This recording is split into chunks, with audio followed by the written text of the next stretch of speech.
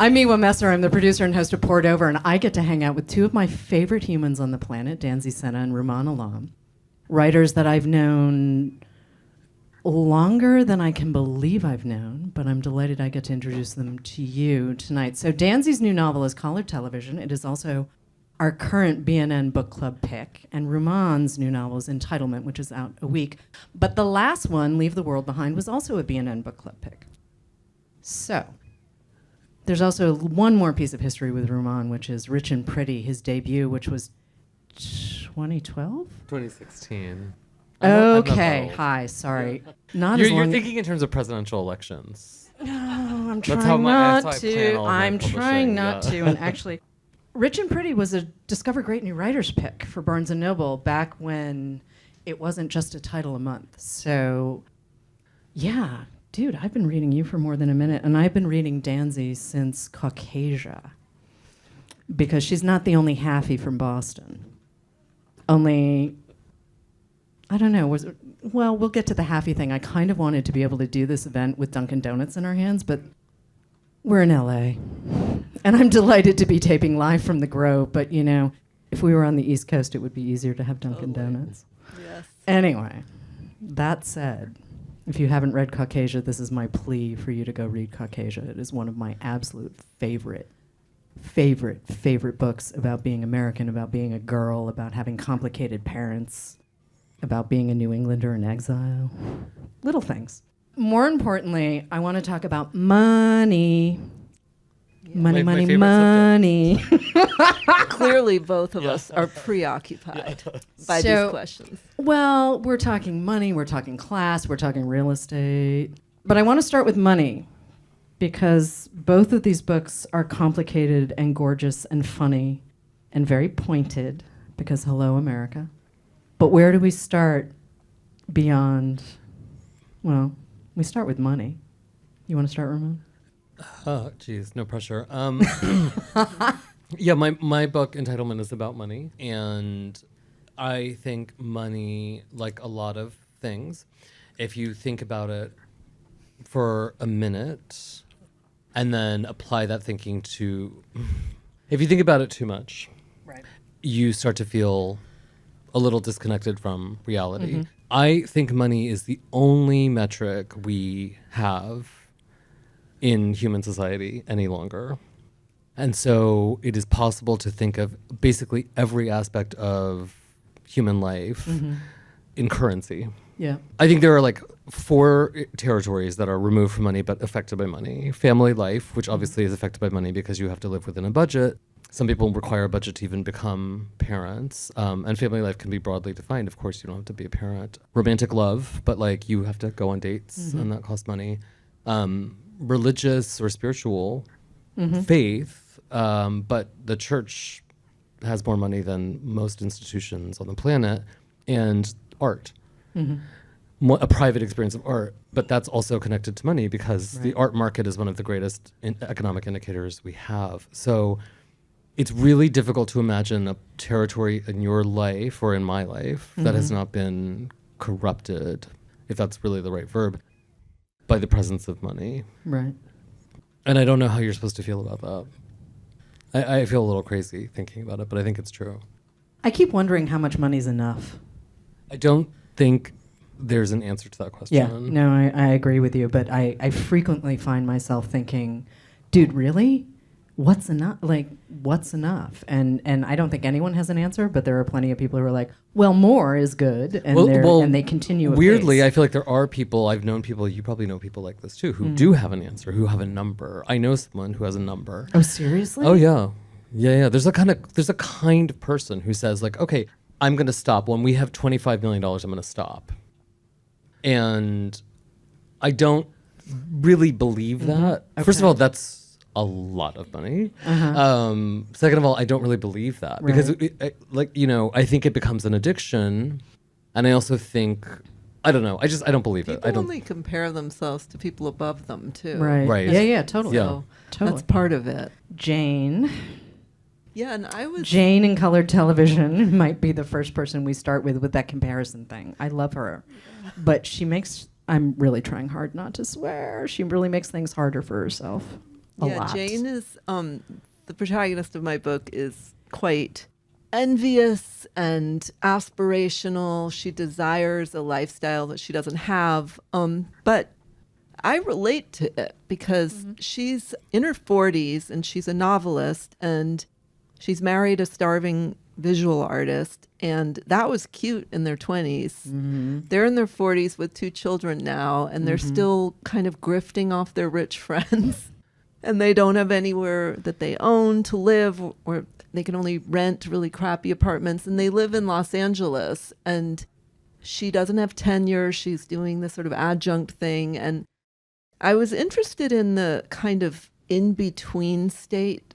You know, racially, my work often deals with like people who are between races, who are mixtures. But I also am interested in class and the way that you can be sort of both have a lot of education, have a lot of the sort of maybe access to people who have money, and yet not have any money, and be kind of in this liminal state in terms of your class status. And then how Los Angeles kind of sells people on this idea that if if you just have the right meeting or you just have the right audition, like you can leap 6 class statuses ahead at any minute. It's sort of like the American dream on steroids here.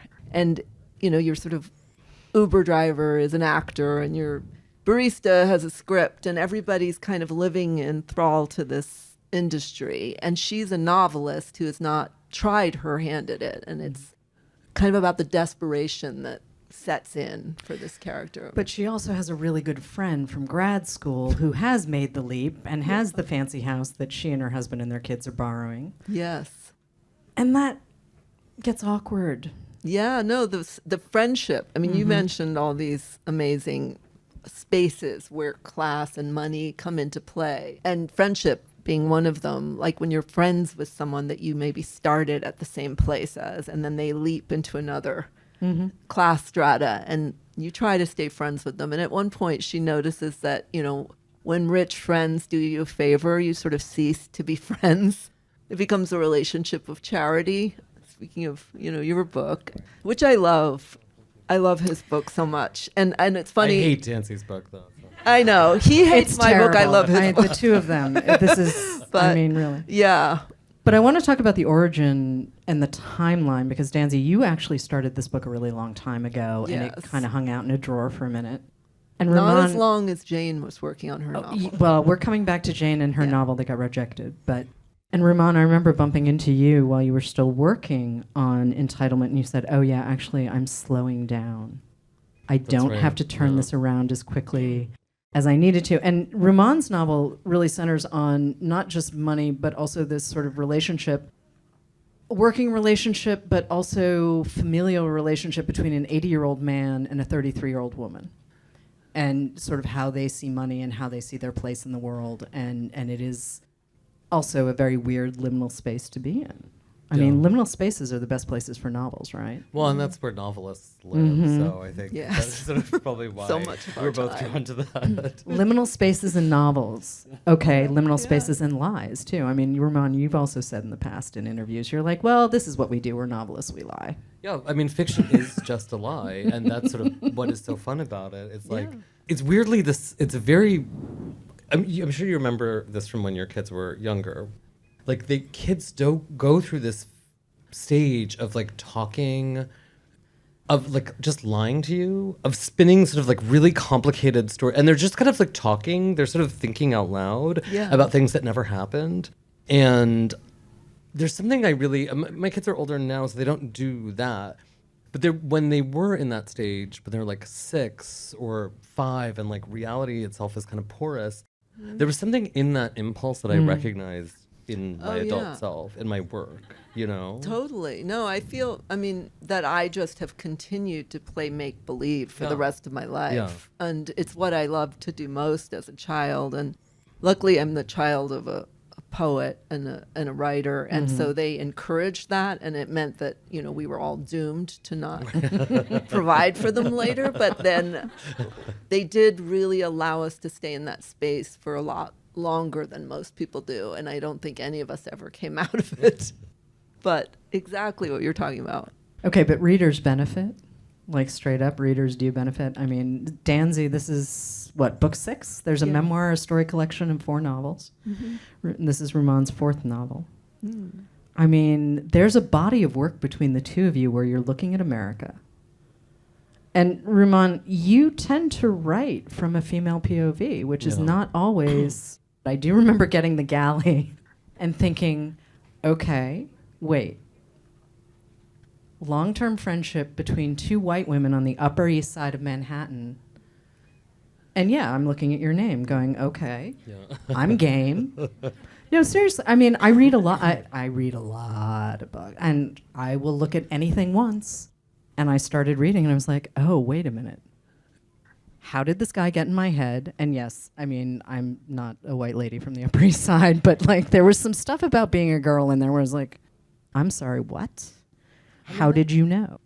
The efficacy of what I attempted to do that's up for debate, but like the endeavor itself, like that's the appeal of it for me. And this new book is about a 33-year-old black woman and an 83-year-old Jewish man. And I am neither of, I have nothing to do with any of the people I just described. And that's sort of what I find really liberating about fiction. And I think the novel, I wish the novel did that more at the moment. I think it's like a very specific cultural moment where writers, with the exception of Danzy, are a little cautious. And that, I think that's sort of part of what I love about Danzy's work, because I appreciate a novel that is just like acknowledges that fiction is fiction and that it can imagine itself into different bodies or different lives. And is that, I think readers are smart enough to know if the endeavor is in bad faith. If I wanted to write a book about a black woman to demonstrate that I hate black women, then every reader, black female or other, you'd be able to tell. You'd be able to tell. And also, that would be such a colossal waste of my time because writing a novel takes so long. It would be much simpler to just make a sign, you know?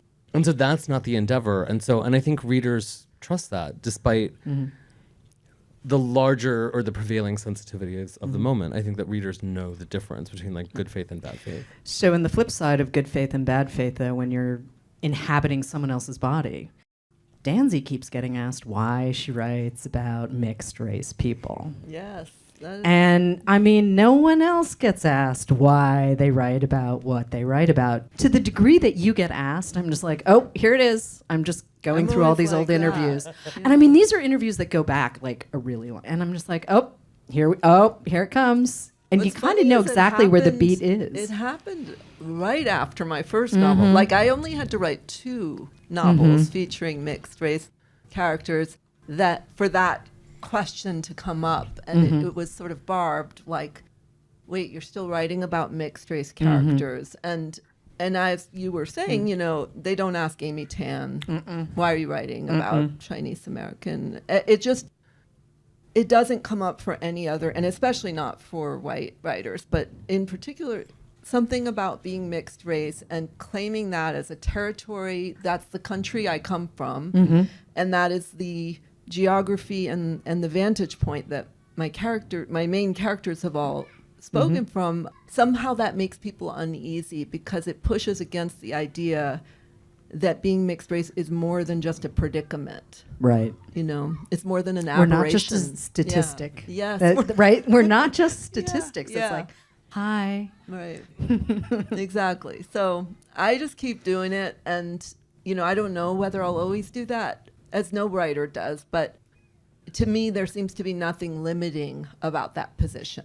That seems to me, that is as much as any other, the universal. That's the specific through which you find the universal questions you want to ask. I also think it comes back to representation, too. It's not a space that a lot of people are working in. I mean, it's a complicated space to be in. And there are plenty of times where Haffy is sort of choosing, right? You choose what side of the fence you may or may not be on, or sometimes it's chosen for you. I mean, it isn't as simple as, you know, hi, my name is Danzy.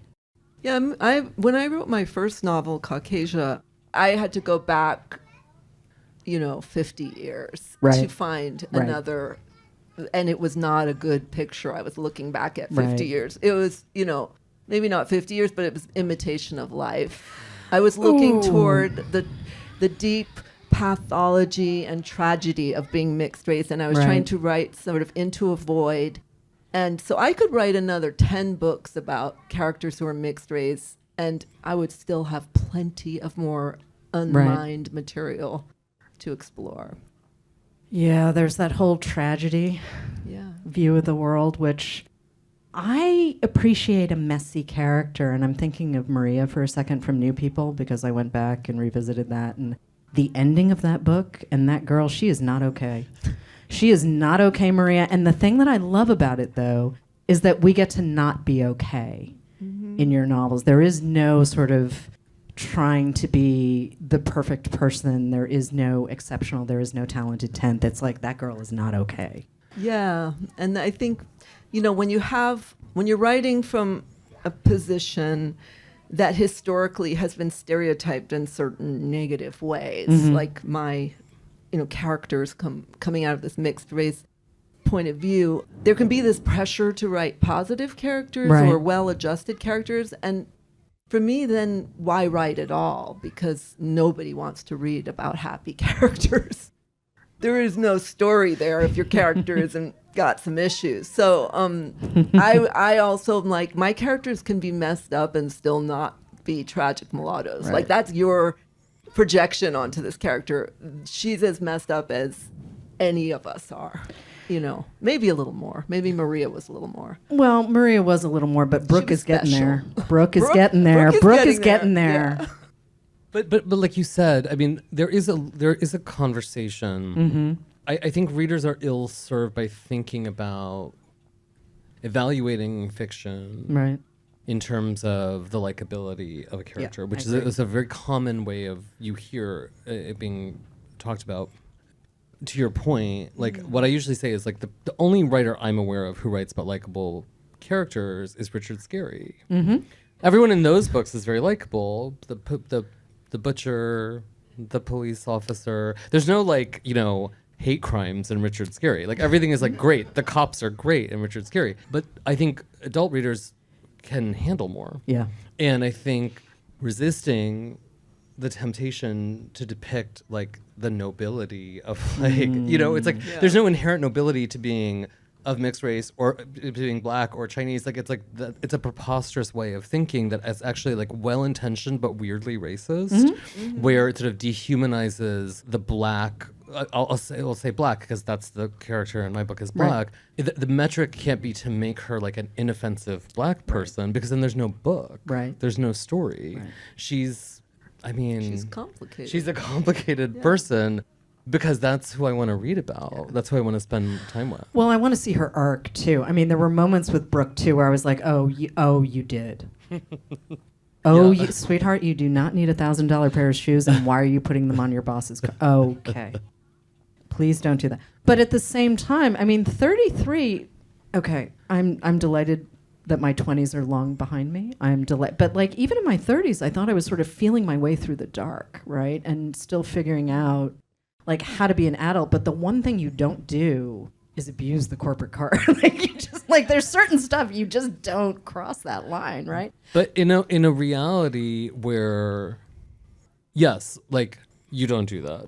Or you probably shouldn't. No one in this audience but should for do the that. Story. But also in a larger reality in which there are seemingly rules are applied so arbitrarily. Yeah. Okay, if you're 33 and you have a good job and you're a careful person who pays your taxes and is responsible and got the expensive education, did everything right, and you want to buy an apartment, the bank is going to say to you okay, well, you're you haven't been in this job that long, so you need 25% to buy this apartment.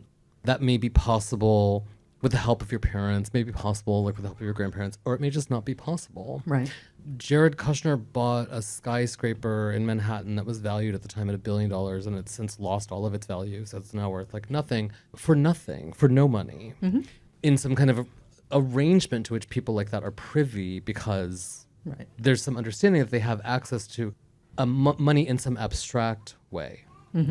So why is that not? Why can't I buy an apartment that way? Why can't anyone in this audience buy an apartment that way? You can't, and we know that we can't, but we And we accept that sort of like part of the contract of adulthood is understanding that the system may not work all the time, but accepting that can make you feel a little crazy, I think.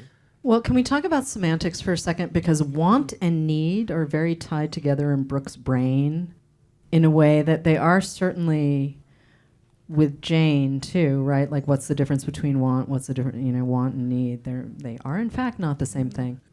But I also want to bring in mulatto. Like, we got to talk about word choices. We need to talk about language. We need to talk about watching Brooke figure out how her boss approaches power and money and access. And it all happens really in the dialogue. I mean, both of you write really great dialogue. Oh, thank you. So can we talk about that for a second? About dialogue or Yeah, about want and need? Want, need, dialogue, all of it. Because it's all wrapped up in a big package for me. I can't separate your sentences from what you're trying to do, but for novelists, you both write spot on dialogue. I mean, do you say stuff out loud to yourself when you're working? No, but No? dialogue Oh, is, that's I don't act it out like you do. No. In my room alone. But I do feel that until I've had my characters talk to one another, I don't actually know who they are. Okay. And it's the most, when I wrote my second novel, the first draft of it, I wrote an almost whole draft without a lot of dialogue, and it was terrible. And I put on my wall above my computer dialogue, because once you're writing dialogue, you know you're in the story and you're writing scenes and things are happening between characters. And the best dialogue for me is where there's what they're saying to each other, and then there's what they're not saying, and both things are happening in that exchange. But dialogue's one of my favorite things to write. It's not whether someone says "How are you?" It's how they say it that tells you everything about who they are and what they're doing with their body when they say that. But just to the question you asked about want and need, and the word, I have the word mulatto maybe 100 times in my book, and I feel like I've gone out telling people or giving them tacit permission to use this word that I feel like I'm going to get people killed now. But for me, it's a word that I use amongst my other mixed race friends, and it's hilarious to us. It's like a vintage racist word that we've reclaimed, and so it's just I've used it throughout all of my work, and I don't think of work as fiction literature as being prescriptive. Right. It's descriptive. So never use the novel you're reading as a blueprint for how to live your life, especially not our novels. That's my public service announcement. Okay. But then when you look at Jane's arc and you look at Brooke's arc, and these women do sit on a continuum. I mean, I'm not saying Brooke is going to grow in to Jane, and I'm not saying Jane and Brooke were the same person at 33, but they sit on a continuum, and the way they sort of approach the world and understand the world. And shame is a thing that neither of them processes particularly well, and I feel like it's kind of hovering in the background, like both of you dropped it That's interesting. on both of them in a way that That's interesting. Brooke gets a little angry and Jane gets a little messy. But they don't experience shame as a normal, I don't think well-adjusted so. person. As a reader, I didn't feel that. I sort of felt like that was It's a symptom of some mental disorder. I'm forgetting which now. okay. But it sort of felt like stuff was happening. But now I'm looking at both of you and I'm like, oh, that was not intentional. Well, no, but there's a purity to that, though. Like, it wasn't the intention to, like, provide for this made-up person Right. an experience on the page that felt, like, free of the baggage that we bring to Right. evaluating made-up people. But maybe it was. Like, it's kind of a rare thing. The title of the book is Entitlement. And Brooke is advised to be more entitled. We don't really accept that as a character trait. We accept Right. it in men, honestly, I Yeah, think. without and we a accept doubt. it in white men because entitlement is sort of like, imagine like substitute the word gumption. Like that guy's got like gumption. Yeah. He's got like, he's got it, we admire that. Look at the presidential election. It's a perfect example. Kamala Harris was the attorney general of this state and has Yep. been the vice president for 4 years. And there are people who are like, oh, she's like not ready. she's not ready. And it's like, okay, well, literally, what is she supposed to do to get ready? Like, what more could she possibly do? And I think we reject it because of sort of the container of herself. And I sort of like that Brooke is like unapologetic. She has this experience that for which she does not really apologize. Right. And she is kind of an unruly person. It's funny though. I knew we were doing this tonight, and we're like friendly. But a lot of people have said to me, like, oh, these books have like a lot to say to each other. And it's kind of true. Like hearing you're reminding me of how the territory of the books is kind of similar in a weird way. Yeah, you know, no. we didn't like plan it. funny. You No, know? I know. Oh, I know you didn't, because I also read them at very different. The first time I read each of the books was wholly separate. I had probably early past page, like there were some typos, so I don't know where I was early in the process. And this frequently happens. I get sent stuff, and I'm just like, that's fine. I just need words on the page. But prepping for this, I reread both back to back, and it's a trip. Yeah. It is a total trip. I am thinking of these two books as a box set. I'm really serious. Like, this is a box It's the set. East Coast, West Yeah, Coast. yeah. It's still a box set, and some of us keep a foot in both places. You're asking questions we need to ask more often, and I think we need to do it with women who are not immediately thought of as likable, because I am not a big fan of the I must like my characters school of reading. Like, I need interesting people to do things. They And only have to sometimes be the things are interesting. not good, and at least it's not me. And so sometimes I get to do that Boston thing where I stand on a hill and smite people and just enjoy the fact that that's not me doing it. But I want to be changed by the reading experience, and I want to be put through something, and I want to be pushed to think in new ways. And, you know, both of the books are grounded sort of in this idea of real estate as freedom, right? Like the great American dream, but also westward expansion, right? That's the story of America. Like, we were always going to push forward. All these second sons were going to leave Boston because no one was leaving them that farm or that house, and they were going to move west and, you know, stop when they hit the Pacific. But they were going to make their names and their fortunes and everything else. And here we've got two women who have bought into that in slightly different ways. But you can't help that. Mm-hmm. You're reared on. We're all sort of a product of the culture. Mm-hmm. And to go back to your earlier question about want and need, like those terms are. I worked in advertising. Yeah.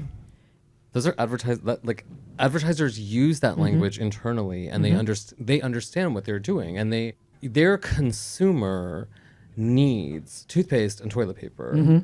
And so they have a strategy to make you want those, to make you purchase those things. What you don't need is lip gloss or like those stretchy jeans or, you know, whatever thing you're buying now. And they have a strategy to make you want them so much that you think of them as something you require. It's like Doritos. It's like Doritos because we were away all summer, and in summer, like, we have no rules. And so my kids are like, I want Doritos. I'm like, fine. And so we'll eat them, and I'll eat like the whole bag. I'm like, why did I eat this whole bag? I'm like, right, they're designed for me to eat them all. Right. Because they're designed by geniuses who spent like. Party in your mouth. Right, they're like, it's a party in your mouth. I mean, you know, you so can't resist it. It's like your phone Right. was designed by like a team of geniuses to make you never want to stop looking at it. And so then I get mad at my kids. I'm like, stop looking at your phone. I'm like, well, and they're like, well, you're looking at your phone. Like, what's the matter with you? I'm like, oh, We right. both Like, practice the same school of parenting. We really do. We're not Bad tiger parents. We're parenting. labradoodle yeah, parents. totally. And we've come out with.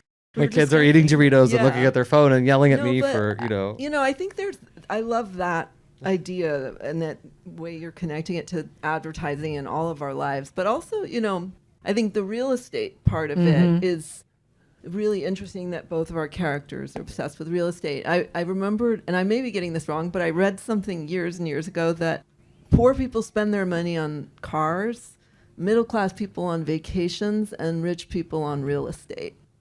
And I was thinking about how much, owning land, owning a home it's the only thing you buy that appreciates. And it's also has a particular meaning in America around blackness and who is allowed to get land, who and all that intergenerational wealth around whiteness and what is passed down to people. The thing that matters is that some piece of land or property was passed down to you. Right. And so it's interesting that both of our characters are Black women who are obsessed with owning a home.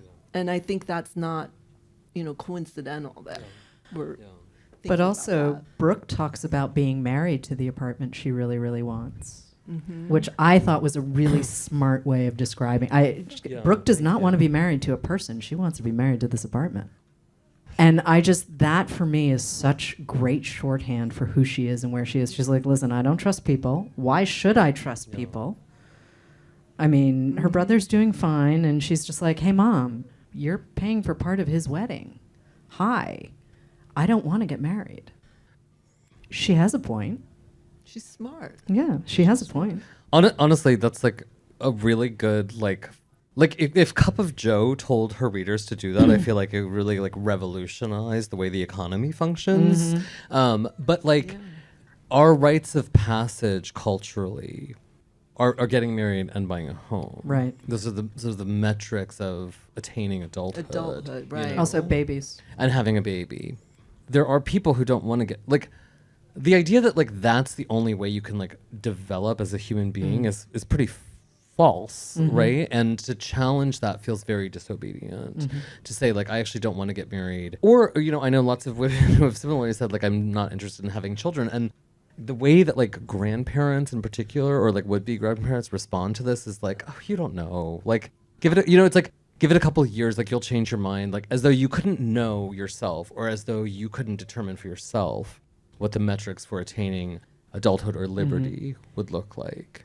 But there is something very, like it offends some conservative part of the self to be told by a young-ish woman, a woman of marrying age, although really at 33 she's kind of a spinster. But like to be Not told, New York, not in New York City, or right? LA. Yeah, I was That's about a to say, teen yeah, okay, pregnancy in let's go LA. gently with that spinster word, but okay. But to be told that you would just decline to participate Right. in the system that you're supposed to want. The And just- childless cat lady. Yeah, exactly. And just skip ahead to property ownership.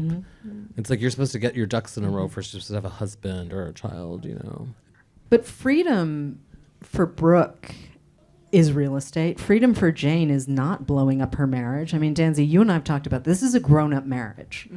Colored television has a grown-up marriage at its heart. It's like, you're not actually going to put a pillow over the person's face, right? Yeah. Like, you will... I like Lenny. He's a good character. Pretty sure Jane really likes him, too. But their marriage is not going to blow up, and I keep seeing reviews where they're like, oh, my God, this marriage is over. And I'm like, no. Oh, I feel like it's such a love story. It is. Yes, see, this marriage is not over. It is a grown-up marriage between actual adults. Well, I think we're used to reading stories about women in which it's a marriage plot. Right. It's a story about a relationship. And that's not the central story in this book. Right. Her relationship to her art is the central story. And her husband is also, I think, not a husband we're used to seeing. He's not toxic patriarchy. He wants her to write her novel. Yep. And they both sort of ignore the kids and hand them screens in equal measure. And his fantasy is that they'll both be in their studios writing and painting. And I think that goes against some of the sort of expectations Right. of, we're thinking Ted Hughes, Sylvia Plath, and that's not where the story lies here. It's about her relationship to her own work and her imagination and her relationship to her susceptibility to images, Right. which is also to do with her art. So, yeah, I mean, I was interested in a marriage in which not everything's perfect. They've hit that point in the marriage when, that she says movies are the new sex. Did they watch a movie together last night is more the question. And, the things that were sort of romantic about their fantasy of their life together, they're kind of questioning whether they have the same fantasy about the future. He wants to continue to be a bohemian, starving artist and travel the world as nomads with these two children. And she wants multicultural Mayberry Right. and a house. And she doesn't think it's cute anymore to be a starving artist. And she grew up a starving artist. Right. And he grew up part of the black bourgeoisie. And so I'm always interested in how people, that Jung idea of, the greatest influence on any child is the unlived life of their parent. Right. And so what he wants is the opposite of what he grew up with, and what she wants is the opposite. And they're sort of at odds. But the marriage is not toxic. No. It's funny and a space of connection and art. So I think that people may be looking for that because that's what we associate as the female trouble, but it's not the female trouble here. No, and Brooke just doesn't want to get married. Yeah. I mean, there are lots of different versions Yeah. of what you want freedom to look like. And freedom, though, for both of these books, freedom comes back to money. Yes. Yeah, unfortunately. Yeah. Yeah. I mean, it just absolutely comes back to money. Obviously, we're leaving out plot points. We are dancing around some stuff that happens in both of these books because I am not going to deny you the pleasure of meeting these characters on your own. But I do think that we're not having these conversations. We're just not. We're just retreating to our corners and saying, I don't want to talk about money. I don't want to talk about ambition. I don't want to talk about what success looks like. You know? I'm also interested in, race and money and industry and art and how, she starts working with a producer in Hollywood who's the television, the streaming service has hired this man and given him a 7-figure deal to create diverse content. And I was writing it in this moment when, it was like the post-George Floyd moment when all of the publishing world and the film and television world were trying to signal that they were having their racial reckoning. And a lot of my friends, there was this feeling that like, you want to get your book deal in the next 6 months. You want to get your show sold in the next 6 months because we all knew there was a clock ticking. Right. And that those gatekeepers were going to their guilt was going to run out or their feeling of anxiety around signaling, and they were going to revert to whiteness. And so I wanted to give, this producer this sense of panic because he knows that this is a clock ticking and that he better get this show made now because this guy above him is not going to want something in 6 months about race and a specific racial point of view that is not mainstream. But also Jane's relationship with that producer and the way she sort of ends up sneaking around and it seems like an affair. And Brooke is sneaking around on her friends and her family. With her boss. With her boss. But again, it's not an affair. Just to be clear, none of this is, and it's just both sort of iterations of this. There's a relationship that's seemingly shocking to people who are not part of it. Like, it's fresh, it's witty, it hasn't been done before. We get a new map, right? Like, we get a new map, and you talk about the country, of being multiracial and being biracial. It's a new map for how we talk about class and access and power. I mean, here's Brooke trying to make things better by helping give away this guy's money, but it's not quite working the way she necessarily thought it might. And her mother keeps treating her like she's a secretary. She's like, I'm really not a secretary. But it's not. It's funny. It actually hadn't occurred to me how similar. Like, our books really are so similar. Like, that's kind of wild because they're both about a woman driven by some impulse, and that impulse is abetted and also frustrated by the presence of like a boss figure. But in each of the books, I think like there's no real noun for the relationship. It's like mentor, protege, Right. boss, employee. It's like Bengali. right.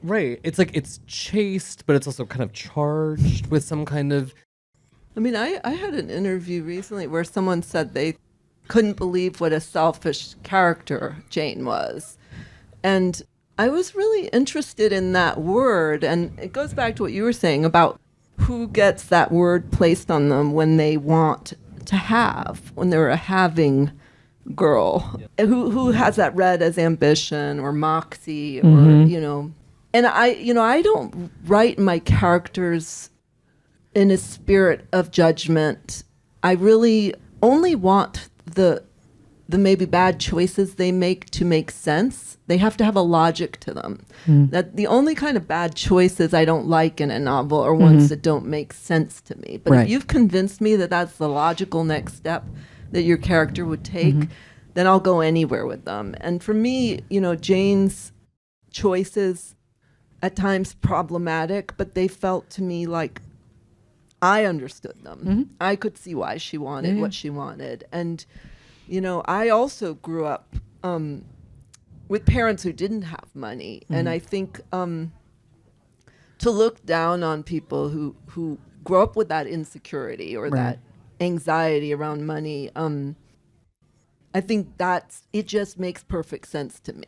I found these old diaries of mine when I was in high school and showed them to my kids, and they were shocked because I had stuff about boys and friendships and teachers, but on every page I had written money symbols all over the page. Oh, serious? Oh, okay. And it was like a real fixation for me was I don't want to be a starving artist like my parents. I want to jump into some state of comfort because it did seem like freedom to me as a girl, as someone who felt outside of the mainstream in so Right. many ways. So I was surprised by the judgment of her, actually, because it hadn't been in my mind when I was writing it. Selfish is not a word I would use to describe Jane at all. I think she was doing the best she had with what she had, kind of thing.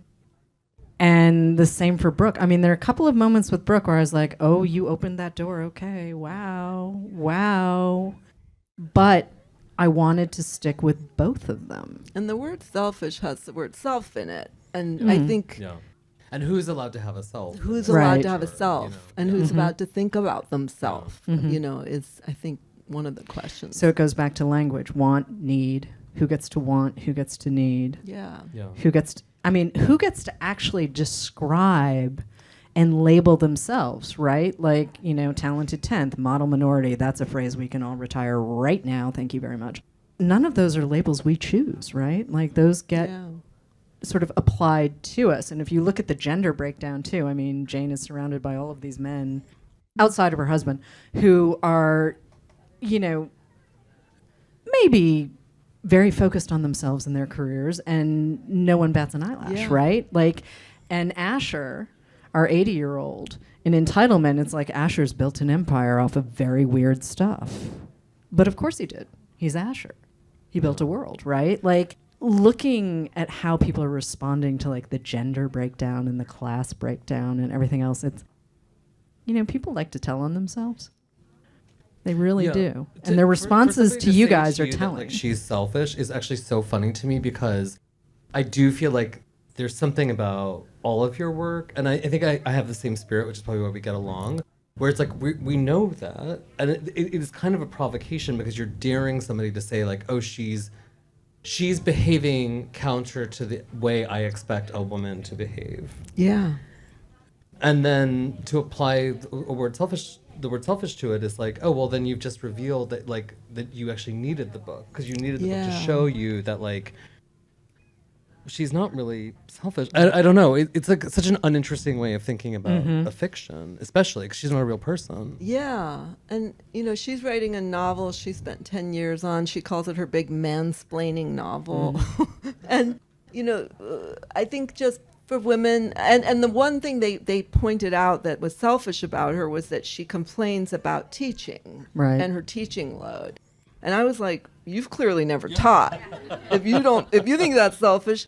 But, I've often thought about how teaching is, and women writers, how much we have to kind of pretend that it's not as interesting to us as it is, and that it doesn't actually completely consume us, our obsession with our work, and that we are sometimes bored when we're taking care of our kids or we're reading student stories. Like, it's not... Two very boring things. It's okay to... Yeah, and I'm sounding like the worst parent in the world up No, here. it's very But I boring. don't care.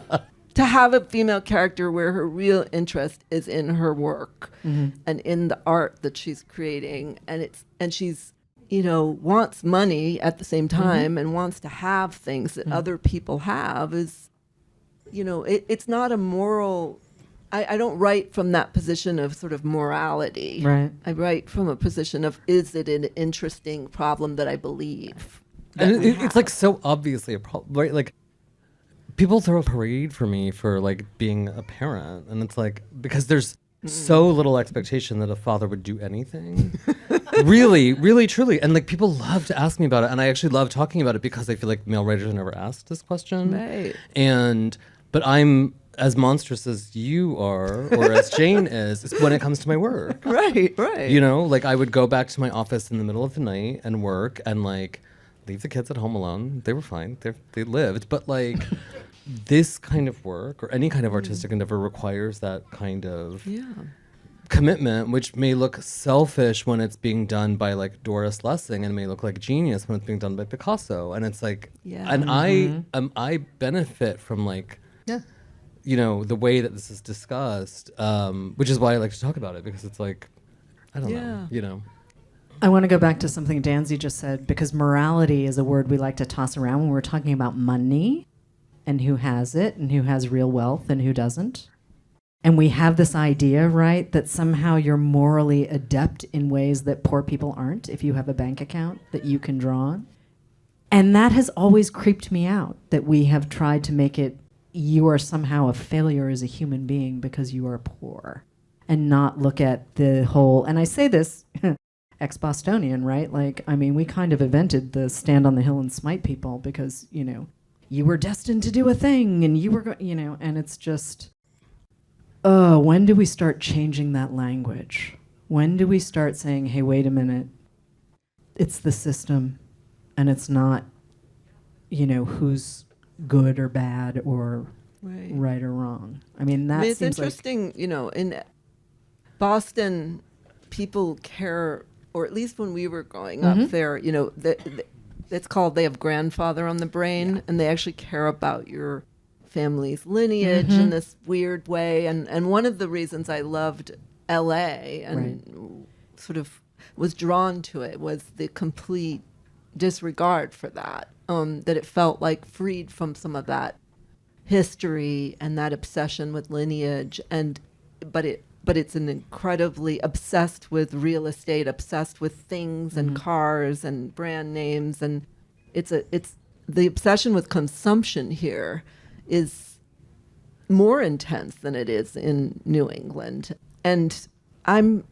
you know, still a transplant here. And so I feel I've been sort of studying this culture for 18 years as a bit of an outsider. And it's both freeing to be here and also kind of alienating for all those reasons. It's a different map, as you were using that term. I was thinking this is a different map of class in LA, and it's completely still something I find mysterious. You grew up in Maryland, right? I did, but it's like growing up nowhere.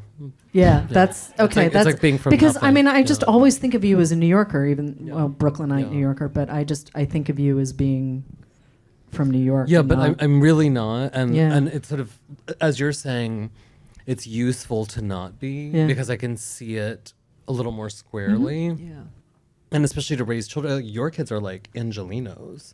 yeah. Right, and my kids are New Yorkers. Mine are less than 0. Oh, that's horrifying. Just kidding. Just kidding. You know They're that good. reference. They're good boys. They're awesome. They're great. good boys. It's often how I think of like being an immigrant. Yeah. Like the best documentarians of a society are the immigrants because they see it with such clarity. And actually, I would say that of Anita Bruckner, right? Like the best document of like English life in that period. Because she was the like daughter of Hungarian Jews, you know, and like just saw it with such clarity. But I think the novel it can't proscribe. right. It can only describe. So it feels to me morally neutral. And it's so interesting that we did end up writing books that are engaged in so much similar stuff, but there are probably like 5 more books coming because the reason that artists are drawn to this stuff is that you're just distilling what's happening culturally. Stuff is in the ether. Yeah, stuff is Like in the stuff ether, just gets in the yeah. ether, right? Yeah. And like suddenly you get 15 books, some of which are really great on a thing, and sometimes you're like, I get where you're going, and I wish this hung out in a drawer because in 20 years this could be something really interesting. And I mean, there's this idea too that books are somehow precious in a weird way, and I'm like, no, books are always in conversation with their cultural moment. Yeah. And sometimes you're prescient, and sometimes you get a thing ahead of its time, sure. And other times, Leave the World Behind, published right as the world was shutting down. We were not planning that. Yeah. It was a very strange moment for everyone, but it was exactly the book that spoke to us in that moment. So the idea that books are somehow, homeworky or, cold, it's just like, no, they're always in conversation with what's happening. They're always, always in conversation. So I hope you guys will think about the box set that I just put in front of you, because I really do think Entitlement and colored television sit in this marvelous continuum that I don't want to end, but I have to let you sign books. Great. So I'm going to say thank you very much. Thank you. Thank you.